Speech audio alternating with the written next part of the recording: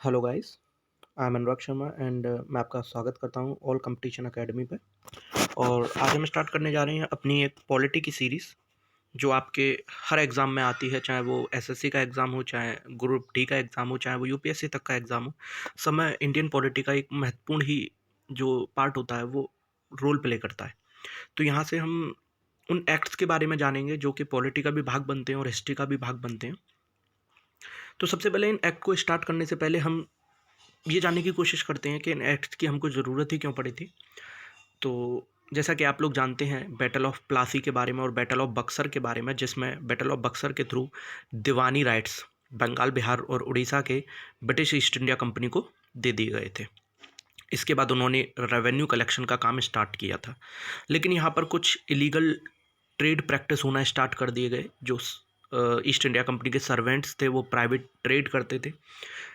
और दूसरा, एक बार बंगाल में फेमाइन आ गया, एक अकाल पड़ गया, तो जिसकी वजह से यहाँ पर ब्रिटिश ईस्ट इंडिया कंपनी ने पैसा रिलीज़ नहीं किया, जिसकी वजह से लोगों में आक्रोश हो गया, गुस्सा आ गया। इसके बाद ईस्ट इंडिया कंपनी ने ब्रिटेन की संसद से पैसों की मांग की। हालांकि ब्रिटेन की संसद जानती थी कि इनके पास बहुत पैसा है, फिर भी उन्होंने इनको लोन दिया और बोला कि आपको एक रेगुलेट करने के लिए हम एक संसद के थ्रू एक्ट पास करेंगे जो कि ईस्ट इंडिया कंपनी को और बंगाल दोनों को रेगुलेट करने का काम करेगा। इसीलिए सबसे पहला एक्ट, जिसको रेगुलेटिंग एक्ट 1773 बोला गया, वो ब्रिटिश की संसद के थ्रू पास होता है। अब यहाँ पर ये सेंट्रलाइजेशन करना चाह रहे थे, केंद्रीयकरण करना चाह रहे थे, इसीलिए इन्होंने जो बंगाल का गवर्नर था उसको गवर्नर जनरल ऑफ बंगाल का एक औहदा दे दिया और उसको असिस्ट करने के लिए, उसकी हेल्प के लिए एक 4 मेंबर की एग्जीक्यूटिव काउंसिल बना दी। पहले जो गवर्नर जनरल ऑफ बंगाल बनते हैं वो लॉर्ड वॉरेन हेस्टिंग बनते हैं, ठीक है। और जो मद्रास के गवर्नर थे और जो आपके बॉम्बे के गवर्नर थे वो इनके अंडर काम करने लगते हैं। जहाँ पहले वो इंडिपेंडेंट थे, अब वो इनके अंडर काम कर रहे हैं। यहाँ पर इन्होंने एक 1774 में एक सुप्रीम कोर्ट की भी इस्टेब्लिशमेंट की है कलकत्ता में, जो कि केवल ब्रिटिशर्स के लिए, नॉट फॉर इंडियंस, ब्रिटिशर्स के लिए है। हालांकि इसका कोई जुरिडिक्शन डिफाइन नहीं था और यही एक कन्फ्लिक्ट का कारण बनेगा कि एक अगला एक्ट भी पास किया जाएगा, ठीक है। इसी एक्ट में बोला गया कि एक कोर्ट ऑफ डायरेक्टर, सीओडी बोला गया, कोर्ट ऑफ डायरेक्टर, ये गवर्निंग बॉडी थी कंपनी के लिए, वो आएगी जो कि रेवेन्यू, सिविल और मिलिट्री अफेयर्स को सारे को देखा करेगी। उसके बाद ब्रिटिश के सारे सर्वेंट थे उनको प्राइवेट ट्रेड करने से मना किया गया। तो जैसा कि मैंने बोला कि जो सुप्रीम कोर्ट का जुरिडिक्शन डिफाइन नहीं था, उसी के अगेंस्ट में एक एक्ट यहाँ पर आएगा जिसे एक्ट ऑफ 1781 बोला जाएगा। ये अमेंडेड एक्ट था। इसमें सुप्रीम कोर्ट के जो जुरिडिक्शन से क्षेत्राधिकार थे, गवर्नर जनरल और उसकी काउंसिल को बाहर निकाल दिया। हालांकि उसके सर्वेंट को भी यहाँ से बाहर निकाल दिया। उसने रेवेन्यू मैटर और जो भी रेवेन्यू के कलेक्शन मैटर थे वो भी सुप्रीम कोर्ट के जुरिडिक्शन से बाहर निकाल दिए। तो आप देखते हैं कि सुप्रीम कोर्ट का कोई भी मतलब नहीं हुआ था जब सारे ही जुरिडिक्शन से बाहर चले जा रहे हैं, ठीक है। हालांकि इसका काम ये था कि बाद में इसका जुरिडिक्शन डाल दिया गया कलकत्ता के सारे लोगों के ऊपर, जिसमें हिंदू को हिंदू लॉ के अकॉर्डिंग ट्रीट करेंगे, मुस्लिम को मुस्लिम लॉ के अकॉर्डिंग। अगला जो मेन एक्ट था वो है पिट्स इंडिया एक्ट 1784 का। इसमें ऐसा बोल सकते हैं कि डुअल गवर्नमेंट की स्टैब्लिशमेंट हुई थी। हालांकि रॉबर्ट क्लाइव के थ्रू भी एक डुअल गवर्नमेंट की स्टैब्लिशमेंट की गई थी, लेकिन वो एडमिनिस्ट्रेशन और फाइनेंशियल मैटर के ऊपर डुअल गवर्नमेंट बोली गई। यहाँ पर 2 बॉडी बनी है, एक बोर्ड ऑफ कंट्रोल और एक कोर्ट ऑफ डायरेक्टर जो पहले से बनी हुई थी। इन दोनों के ही पॉलिटिकल और कॉमर्शियल अफेयर को हम अलग अलग करेंगे। बोर्ड ऑफ कंट्रोल को ये पूरी पावर दी गई है कि आप कोई भी सिविल और मिलिट्री जो गवर्नमेंट के रेवेन्यू मैटर्स हैं वो आप बोर्ड ऑफ कंट्रोल देख सकते हो। पहली बार जितने भी ईस्ट इंडिया कंपनी द्वारा जीते गए क्षेत्र थे उनको ब्रिटिश प्रोविंस कहा गया और ब्रिटिश गवर्नमेंट का पूरा सुप्रीम कंट्रोल दिया गया इनके ऊपर। और ये विलियम पिट्स के थ्रू लाया गया था जो उस टाइम पे प्राइम मिनिस्टर थे, इसीलिए। तो ये आपका Pitt's India act most important act हो गया। उसके बाद एक और एक्ट आता है। हालांकि यहाँ पर क्या होता था, ये जो गवर्नर जनरल ऑफ बंगाल थे वो अपनी जो काउंसिल होती थी उसी के एडवाइस पर काम करते थे। मेजॉरिटी में ये काम करती थी, इसीलिए कन्फ्लिक्ट हो रहा था। तो एक एक्ट आता है, एक्ट ऑफ 1786, जहाँ पर लॉर्ड कॉर्नवालिस बोलते हैं कि मुझे कमांडर इन चीफ की पोस्ट चाहिए। अच्छा, कमांडर इन चीफ क्या होता है? पूरी मिलिट्री का कमांडर हो गया। तो यहाँ पर इसकी पावर बढ़ गई थी। तो बाद में जब ये देखते हैं ना कि कमांडर इन चीफ की पोस्ट होने पर जो गवर्नर जनरल काउंसिल है उससे अच्छा गवर्नर जनरल ऑफ बंगाल काम कर रहे हैं, तो बाद में जो चार्टर आएंगे उस चार्टर में इनको पावर दे दी जाएगी गवर्नर जनरल को कि वो ओवर रिडन कर सकते हैं किसको? आपकी इस पावर को, जो काउंसिल थी उसकी पावर को वो ओवर रिडन कर सकते हैं।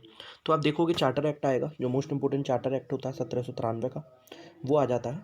और ये जो ओवर रिडन पावर थी लॉर्ड कॉर्नवालिस की पूरी काउंसिल पर दे दी गई, और बोला कि फ्यूचर गवर्नर जो भी आएंगे उनको भी ये दे दी जाएगी। उन्होंने गवर्नर जनरल को और पावर दी है कि बॉम्बे और मद्रास को अपने अंडर ले सकें, और ट्रेड मोनोपोली को 20 साल के लिए बढ़ा दिया है। अच्छा, मैं इसमें आपको थोड़ा बैकग्राउंड पर चला जाऊँ। जब ईस्ट इंडिया कंपनी भारत में आई थी 1600 में, क्वीन एलिजाबेथ फर्स्ट ने उनको चार्टर दिया था, और उन्होंने इनिशियली 15 साल की मोनोपोली दी थी, लेकिन 15 साल बाद इसको इनफाइनाइट कर दिया गया था। लेकिन चार्टर एक्ट चार्टर एक्ट 1793 के आने से ये 20 साल की हो गई। ठीक है। दूसरा ये बोला गया कि जो कमांडर इन चीफ है वो मेंबर नहीं होना चाहिए गवर्नर जनरल की काउंसिल का जब तक उसको अपॉइंट ना किया जाए। ठीक है। और उन्होंने बोला कि जो बोर्ड ऑफ काउंसिल की जो सैलरी है उसको इंडियन रेवेन्यू से ही पे करना चाहिए। इसके बाद एक और एक्ट आता है 1793 का, जैसे ही कंप्लीट होता है तो इनिशियली 20 साल बाद आपका 1813 का एक चार्टर एक्ट आ जाता है। इसमें जो ट्रेड मोनोपोली जो 20 साल की दी गई थी वो अबॉलिश कर दी गई। हालांकि कंप्लीट नहीं की गई थी क्योंकि चाइना से ट्रेड और ओपियम ओपियम मतलब अफीम की जा रहा था, अफीम की जो प्रैक्टिस थी वो जारी थी। ब्रिटिश की जो सॉवरेंटी थी उसको कंपनी की टेरिटरी पर बढ़ाया गया, और चाइनीज़ जो क्रिश्चियन मिशनरीज थी उनको इंडिया में आने को बोला गया कि वो यहाँ पर लोगों को क्रिश्चियनिटी में कन्वर्ट कराएं। उन्होंने वेस्टर्न एजुकेशन को प्रमोट करने की बात की है इंडिया में, इसके लिए 1 लाख खर्च करने का प्रोविज़न भी है। यहाँ तक कि लोकल गवर्नमेंट को भी उन्होंने बोला है कि वो इम्पोज कर सकते हैं टैक्स को लोगों के ऊपर, और पनिश भी कर सकते हैं अगर वो टैक्स पे ना करें। तो ये 1813 का मोस्ट इम्पोर्टेंट एक्ट है। उसके बाद आपका 1833 का एक एक्ट आता है। ठीक है। और ये जो एक्ट है उन्होंने गवर्नर जनरल ऑफ बंगाल को एक नई पोस्ट दे दी जिसको बुलाया गया गवर्नर जनरल ऑफ इंडिया, और उसी के अंडर सारी सिविल और मिलिट्री पावर को दे दिया गया। इसीलिए पहली बार जो फर्स्ट टाइम था पूरे इंटायर इंडिया पर एक राज स्टार्ट हो गया, क्योंकि पहले जो गवर्नर पर राज था अब वो गवर्नर जनरल ऑफ इंडिया कहा जा रहा है। तो आप समझ सकते हैं। उसके बाद लॉर्ड विलियम बेंटिक पहले गवर्नर जनरल ऑफ इंडिया बनते हैं, इनको ये सौभाग्य प्राप्त होता है।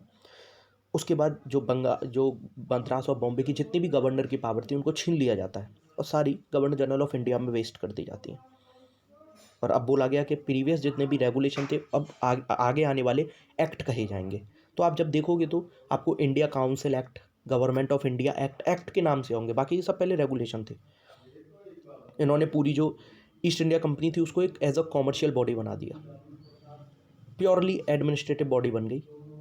अब वो केवल अपने मैजेस्टी वहाँ बोलते हैं क्वीन को, उनके नाम पर काम करेंगे।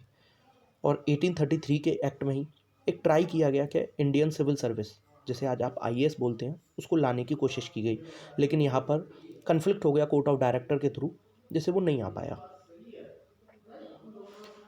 उसके बाद 1853 का मोस्ट इंपॉर्टेंट एक्ट आता है, और ये लास्ट एक्ट था चार्टर एक्ट की लाइन में। इन्होंने लेजिस्लेटिव और एग्जीक्यूटिव फंक्शन जो थे गवर्नर जनरल इन काउंसिल से उसको सेपरेट किया है। 6 नए मेंबरों को ऐड भी किया है उन्होंने, और एक separate governor general legislative council को बना दिया है, जैसे इंडियन लेजिस्लेटिव काउंसिल बोला गया या सेंट्रल लेजिस्लेटिव काउंसिल बोला गया। मिनी पार्लियामेंट का इसका नाम दिया गया था। ठीक है। और उन्होंने एक ओपन कंपटीशन सिस्टम को किया गया, जैसे सिविल सर्विस बोला गया, इंडियन सिविल सर्विस का एक लॉर्ड मैकाले की कमेटी भी बनाई गई जो सिविल सर्विस को डील कर रही थी। तो हालांकि ये जो एग्ज़ाम होता था ये लंदन में होता था इनिशियली, इंडिया में कोई एग्ज़ाम नहीं था, और इंग्लिश में एग्ज़ाम होता था, बाद में इसको हिंदी में भी कराया जाएगा।